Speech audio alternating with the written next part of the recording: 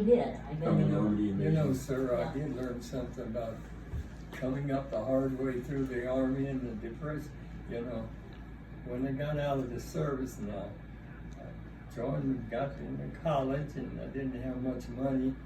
I mean, they gave you enough, but you got your net and the little car you have to pay off.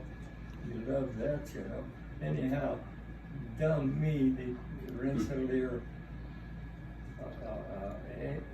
group there talked me into joining their National Guard.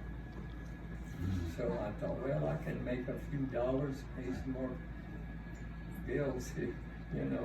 Anyhow, it wasn't long I was there. Here comes a notice down from the commander.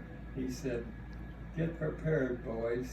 Oh yeah. We're undergoing." So that would have been during Korea then. Yeah, that would have been the beginning of the Korean. Yeah.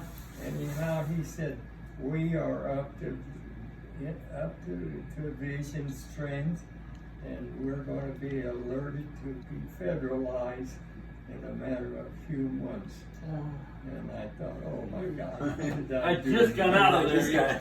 Well, I did, and finally I talked to an old guy. And he said, "Bill," he said, "get on that daggone phone and tell your folks that you're needed immediately at home, you know." So really, I got through to them, and they called the headquarters, and then here they come. "Mattingly, pack your bags, you're going home. Yeah, that was lucky. We'll talk later, you know." So, well, anyhow, the summer went by and they didn't, but they did call the Pennsylvania unit that was so fully packed that they took them, and I hate to say it, when it happened, the Korean blasted, and it was so many relatives in that they got murdered, you know. Oh, no. The Pennsylvania Really, unit just got slaughtered. Oh, Pennsylvania. no.